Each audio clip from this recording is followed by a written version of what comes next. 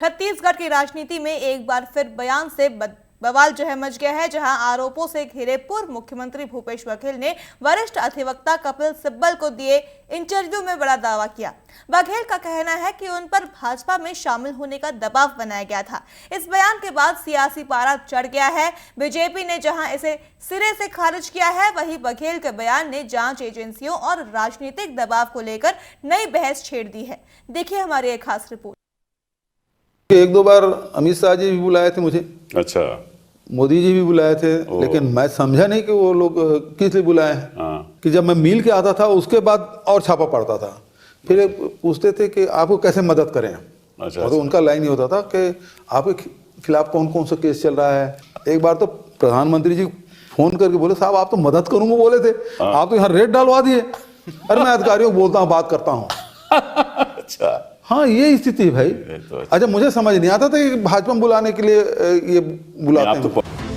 आरोपों के झंझनाहट में जूझते हुए भूपेश बघेल का कपिल सिब्बल को दिए इंटरव्यू में ये कहना है कि उनको दबाव बनाकर भाजपा में शामिल करने की कोशिश थी। इस बयान ने एक बार फिर छत्तीसगढ़ की राजनीति में गर्माहट पैदा कर दी है।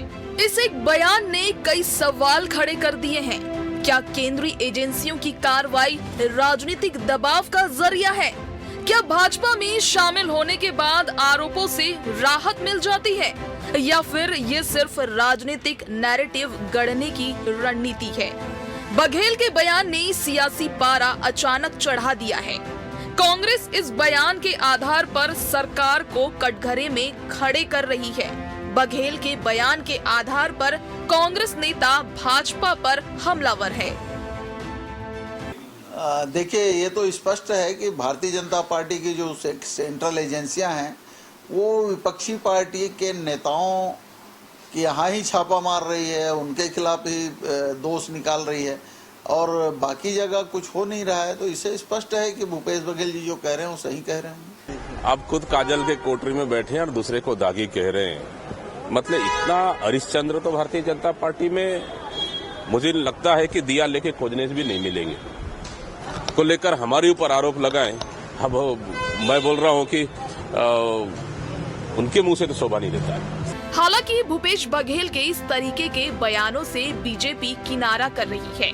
बीजेपी का कहना है कि आप में फंसे बघेल अगर चाहे भी तो उनके लिए भाजपा के दरवाजे बंद हैं।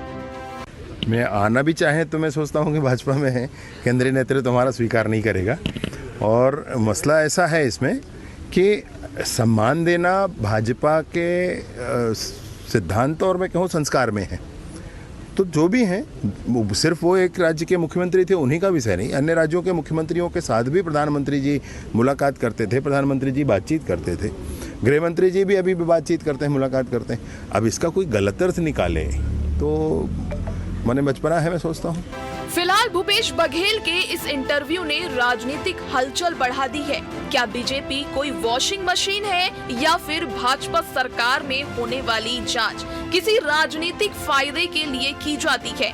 इस तरीके के बहस के जरिए बघेल अपने और अपने परिवार पर लगे आरोपों को धोना चाहते हैं। ये सवाल सियासी गलियारों में तैर रहे हैं। इधर बघेल और उनके पुत्र चैतन्य बघेल की पार्टी आला कमान से मुलाकात ने भी नए संकेत दिए हैं। सियासी गलियारों में चर्चा है कि इस पूरे घटनाक्रम के बीच चैतन्य बघेल की सक्रिय राजनीति में एंट्री की जमीन भी तैयार हो रही है। फिलहाल आरोप प्रत्यारोप की इस जंग में सियासत गर्मा चुकी है। देखना होगा कि ये बयानबाजी सिर्फ राजनीतिक दबाव की रणनीति है या आने वाले समय में किसी बड़े बदलाव की भूमिका। Bureau report, TV24 Raipur.